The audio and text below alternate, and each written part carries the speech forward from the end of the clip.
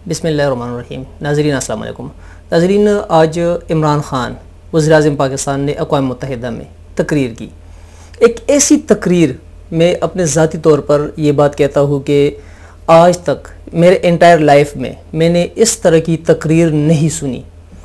इससे पहले हर साल पाकिस्तान का वज़ीर-ए-आज़म जाता है, नवाज़ शरीफ की शक्ल में गया है, बेनज़ीर की शक्ल में गई है और बहुत से लोग गए हैं, लेकिन जो तकरीर जिस तरीके से, जो दर्द भरे लहजे में, दर्द भरे अल्फाज में जो तकरीर इमरान ख़ान ने की है आज अक़वाम मुत्तहिदा में, ऐसी तकरीर मैं ऑन ईयर ये कह रहा हूँ कि आज तक ऐसी तकरीर मैंने नहीं सुनी। यकीन जानिए, मैं इस बात का विटनेस हूँ कि लोगों को मैंने रोते देखा है। ये तकरीर ऐसी थी कि वो जो स्पेशली जब रियासत मदीना पे बात कर रहा था इमरान ख़ान साहब, तो बहुत से लोगों के आंखों में आंसू आ गए थे। ये भी मेरे ख्याल में हिस्ट्री में फ़र्स्ट टाइम हुआ है कि पाकिस्तान में मुख्तलिफ बड़े शहरों में बड़े वो जो स्क्रीन्स है वो लगाए गए ताकि लोग इस तकरीर को सुने। लोग सुनना चाहते थे और लोगों की जो तवक्कुआत थी इमरान ख़ान साहब से, हकीकत में वो उस जो तवक्कुआत थी उससे बहुत ज़्यादा इमरान ख़ान ने करके दिखाया। सबसे बड़ी बात जो इमरान ख़ान ने इस तकरीर में जो स्टार्ट लिया, बिस्मिल्लाह पढ़कर और कुरानी आयात से, अक़वाम मुत्तहिदा जैसी जगह पे जिधर इस्लाम फोबिया का एक हवा उधर चली हुई है, और ऐसी जगह पे जो है ना बिस्मिल्लाह और कुरानी आयात से अपने तकरीर की शुरुआत करना, ये बहुत बड़ी बात थी। दूसरा एक चीज़ जो तकरीबन कुछ कम घंटा तकरीर चली है, इसमें मैंने देखा है कि इमरान ख़ान ने कोई चिट्ठी अपने सामने नहीं रखी थी कि नवाज़ शरीफ जैसे बंदों की मिसाल अगर मैं इधर दे दूँ कि वो सिर्फ पर्ची को देख के जो है ना उसकी आंख की ऊपर ही नहीं उठती थी और सिर्फ पर्ची को देख के अगर 1 घंटे भी लगा रहे तो वो लगा रहता था। इसने, क्योंकि जो दिल के अंदर से आवाज़ आती है तो उसके लिए पर्ची पे लिखने की ज़रूरत नहीं होती, क्योंकि वो दिल के अंदर से दिल की आवाज़ निकलती है, फिर अल्फाज खुद ही बनते हैं। और आज इमरान ख़ान साहब ने वो करके दिखाया। इमरान ख़ान साहब ने तकरीर शुरू करते वक्त कहा कि मैं आज 4 नुकात पे बात करूँगा, और जिन 4 नुकात को इमरान ख़ान साहब ने सेलेक्ट किया था, तो इसमें कोई शक नहीं कि इमरान ख़ान साहब ने हकीकत में हक अदा कर लिया। जो अल्फाज का चुनाव था इमरान ख़ान का, और 4 जो नुकात थे वो भी ऐसे सेलेक्ट किए थे कि पूरी जो दुनिया है, जो स्पेशली जो उम्मत मुस्लिमा है, उसको झंझोड़ के रख दिया। सबसे पहले इमरान ख़ान साहब ने माहौलियात पे बात की, और ये इसमें कोई शक नहीं है कि दुनिया में माहौलियात का जो चेंज आ रहा है उससे आने वाले वक्त में बहुत बड़ी तबाही होने वाली है। इमरान ख़ान साहब ने अपने मुल्क का हवाला दिया कि जो आने वाला साल है, आने वाले साल में 10 अरब दरख्त लगाने का प्रोग्राम है।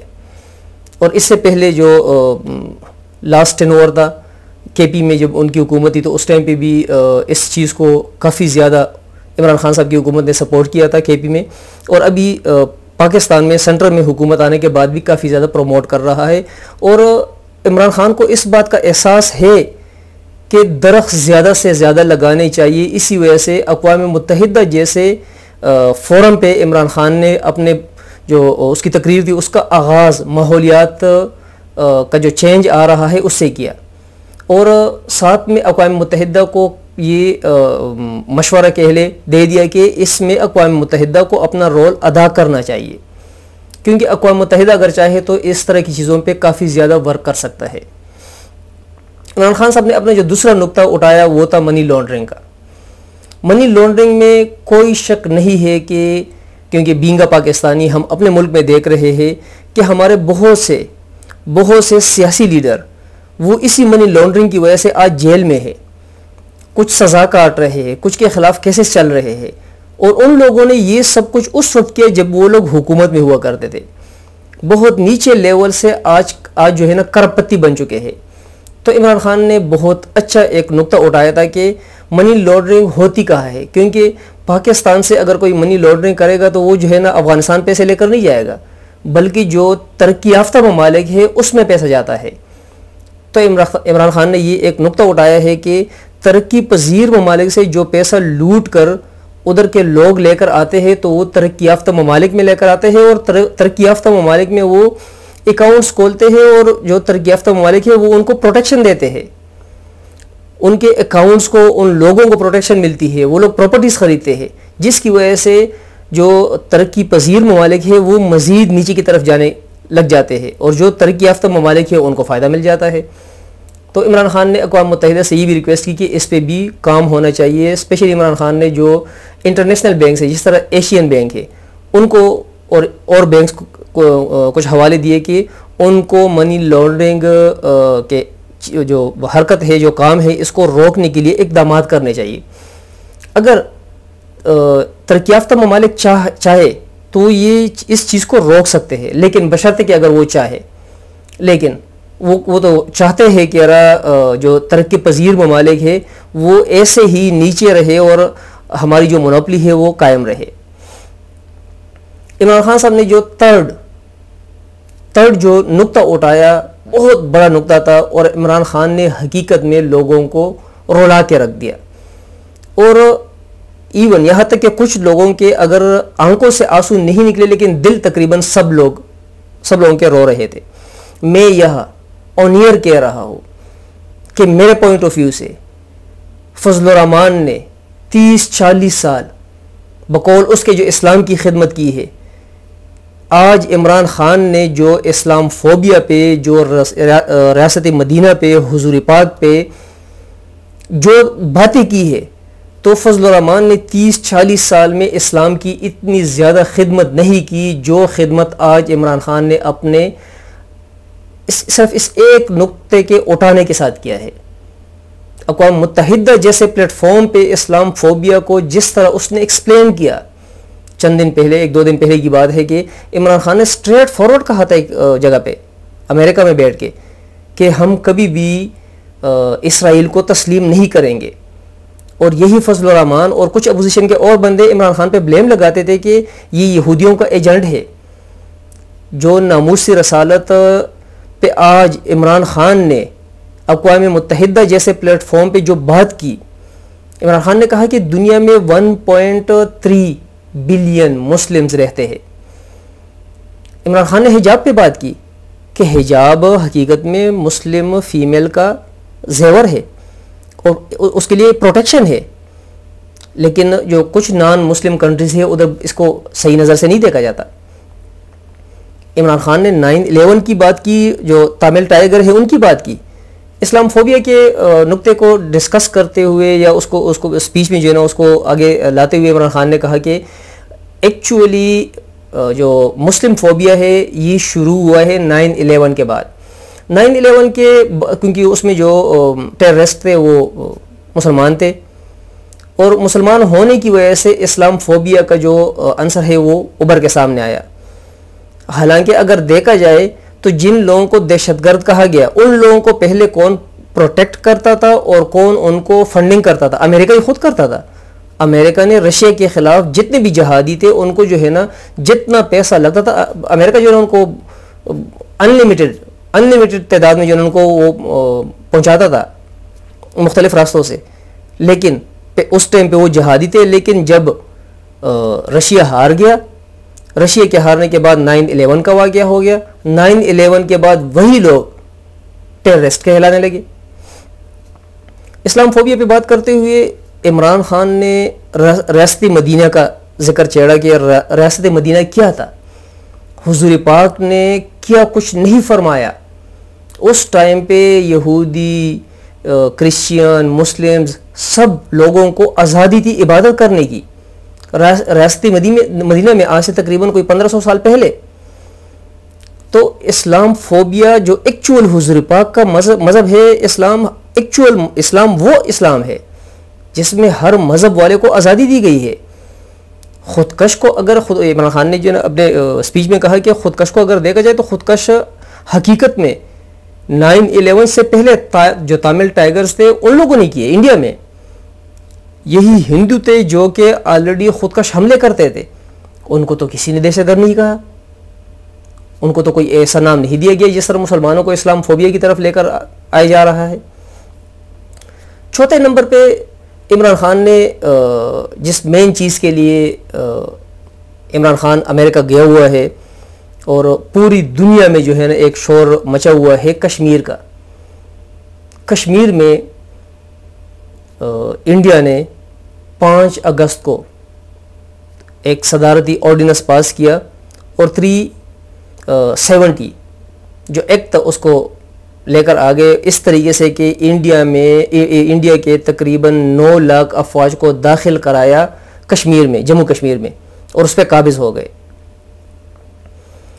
तो जो रूस की बात थी, दोबारा उस टॉपिक पे आ रहा हूँ कि रूस के वक्त रशिया का जो अफ़गानिस्तान के साथ वॉर चल रही थी, उस टाइम पे इस्लाम फोबिया वगैरह की बात नहीं थी, बल्कि जो लोग रशिया के ख़िलाफ़ लड़ रहे थे उनको हकीकत में हीरोज़ कहा जाता रहा। लेकिन बाद में 9/11 के बाद उन लोगों को दहशतगर्द इसलिए करार दिया गया क्योंकि उन लोगों पे अमेरिका ने ख़ुद अटैक कर दिया, मतलब है कि अफ़गानिस्तान पे। चौथे नंबर पे दोबारा जो टॉपिक को लेकर आते हैं, जो कश्मीर की बात चल रही थी, अहम टॉपिक जो था और अहम टॉपिक जो आजकल चल भी रहा है, वज़ीर-ए-आज़म इमरान खान साहब ने कुलभूषण का जिक्र किया कि कुलभूषण को पाकिस्तान ने पकड़ा था पाकिस्तान के बाउंड्री के अंदर, कराची में और बलूचिस्तान में मुख्तलिफ दहशतगर्दी के जो वाक़यात हुए थे। कुलभूषण ने बाकायदा वीडियोस के रिकॉर्ड्स पे मौजूद है कि उसने एक्सेप्ट किया है कि इसमें मेरा हाथ था, ये मैंने किए थे, और इंडिया पाकिस्तान में दहशतगर्दी के लिए इस तरह मेरे जैसे बंदे, मीन्स के कुलभूषण जैसे बंदों को भिजवाता रहता है। अगर कुलभूषण दहशतगर्द ना होता, अगर इंडियन ना होता, तो पहले तो इंडियन जो है ना उसके केस को जो इंटरनेशनल कोर्ट है उसमें लेकर ना जाते। अगर वो दहशतगर्द ना होता तो इंटरनेशनल कोर्ट में इंडिया अपने केस को हारता ना। इमरान खान साहब ने अपनी स्पीच में कहा कि मोदी ने जो इलेक्शन लड़ा था, उस इलेक्शन को पाकिस्तान स्पेशली और मुस्लिम जो क्रिश्चियंस है उनके ख़िलाफ़ तकारीर की वजह से वो लड़ा था। उसकी वजह से जो है ना, क्योंकि उसका मेन एजेंडा यही था। इमरान खान ने यूएन के करारदाद के ख़िलाफ़ जो 9 लाख अफवाज को इंडिया ने कश्मीर के अंदर भेजा है और जम्मू कश्मीर पे जो कब्ज़ा किया हुआ है, तो उसके बारे में इमरान खान ने बहुत ब्रीफली स्पीच की। इमरान खान ने आरएसएस की बात भी की।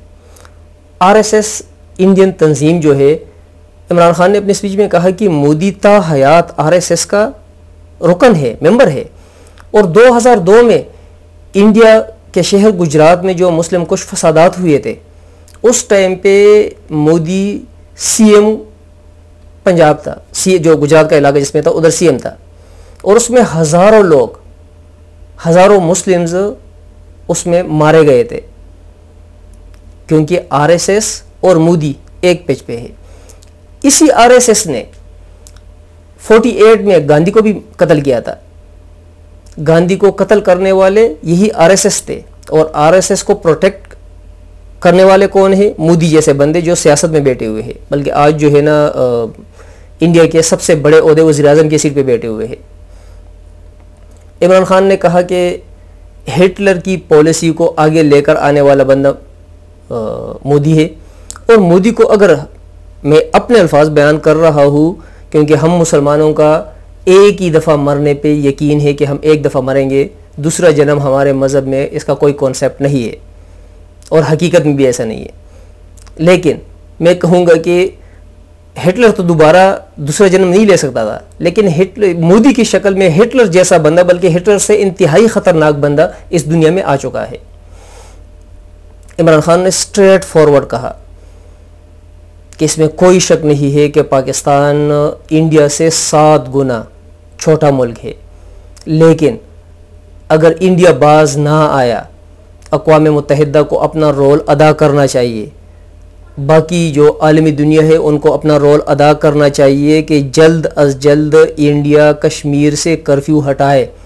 अगर ये जंग छिड़ गई और अगर ये एटॉमिक साइड पे, क्योंकि दोनों एटॉमिक पावर है, एटमी जंग अगर छिड़ गई तो इमरान खान ने बहुत ज़ोर दे के कहा कि हम लड़ेंगे और इंशाल्लाह हम सब पाकिस्तानी इमरान खान के साथ होंगे, पाक आर्मी के साथ होंगे, क्योंकि ये सियासी जंग नहीं है, ये इस्लाम की जंग होगी, ये पाकिस्तान की जंग होगी और हर मुसलमान को इसके लिए आगे आना होगा।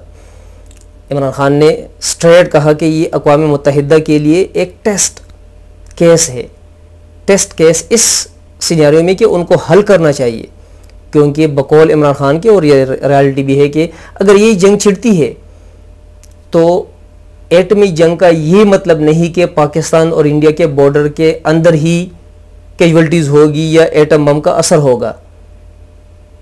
ये दूसरी जंग अजीम वाले एटम बम नहीं है, ये इंतहाई पावरफुल एटम बम आजकल के ज़माने में है। ये पाकिस्तान के बॉर्डर से बाहर निकलेंगे, सब कुछ इंडिया के बॉर्डर से बाहर निकलेगा, इससे कोई भी नहीं बच पाएगा। इंडिया को अकल का तकाजा है, अकल से काम लेना चाहिए और कोशिश करनी चाहिए कि इस मसले को एज सून एज पॉसिबल हल करे। इमरान खान ने अपने स्पीच में आगे जाके कहा कि इंडिया दूसरा पुलवामा करा सकता है। पहला पुलवामा भी इंडिया ने खुद किया था और पाकिस्तान पे इल्ज़ाम लगाया था, और अभी दोबारा भी जो है ना वो ये अटेम्प्ट कर सकता है पाकिस्तान पे जो है ना इल्ज़ाम लगाने के लिए। इमरान खान ने स्पीच में ये भी कहा कि अगर कश्मीर, अभी जब कर्फ्यू हटेगा तो कश्मीरी बाहर आएंगे, यही आर्मी कश्मीरियों को मारेंगे, खून रेजी होगी, बहुत ज़्यादा कैजुअल्टीज़ होगी। तो यही टेस्ट केस है अक़वाम मुत्तहिदा के लिए कि उनको फ्रंट पे आके इस मसले को जल्द अज जल्द हल करना चाहिए। जितना जल्दी हो सके इंडिया को कर्फ्यू हटाना चाहिए, और बाकी जो मुस्लिम वर्ड है उनको भी जो है ना फ्रंट पे आना चाहिए और टू द पॉइंट बात करनी चाहिए। सिर्फ और सिर्फ मेरी ज़ाती राय, सिर्फ और सिर्फ ट्रंप से जो है ना तवक्कुआत नहीं रखनी चाहिए, क्योंकि ट्रंप और इंडिया एक ही पिच पे है, एक ही पिच पे एक ही गेम है सारा। सिर्फ ट्रंप के पीछे भागने से बेहतर है कि बाकी मुस्लिम वर्ल्ड को इकट्ठा हो के, क्योंकि कश्मीर में कौन है, कैदी कौन उधर बैठे हुए हैं। जिस तरह इमरान खान ने कहा कि अगर अभी जिस तरह कश्मीर में 80 लाख इंसान कैद हो चुके हैं, उनको न मेडिसिन मिल रही है, न एजुकेशन के लिए जा सकते हैं, न कोई अपने जनाजा से प्रॉपर तरीके से लेकर जा सकता है दफनाने के लिए। अगर इतने लोग यूरोप में कैद हो जाए, लोगों का नहीं कहा, इतने अगर जानवर कैद हो जाए, क्योंकि यूरोप साइड पे, यूरोपियन कंट्रीज़ में जानवरों को बहुत ज़्यादा अच्छे लेवल पे रखा जाता है, तो पूरा यूरोप चीखना शुरू कर देगा। पिछले दिनों बात हुई थी कि अगर 8 बंदे, सिर्फ 80 लाख नहीं, 8 बंदे अगर अमेरिका में मर जाए, कोई उसको मार दे या कैद कर दे, तो अमेरिका जो है ना दुनिया को तबाही की तरफ लेकर चला जाएगा। और इधर अगर इस साइड पे अगर मुसलमान 80 लाख भी अगर कैद है, 50 दिनों 52 दिनों से ज़्यादा टाइम हो चुका है, न अमेरिका को फ़िक्र है और न उनको फ़िक्र होगी, न किसी और गैर मुस्लिम कंट्री को इसकी फ़िक्र है।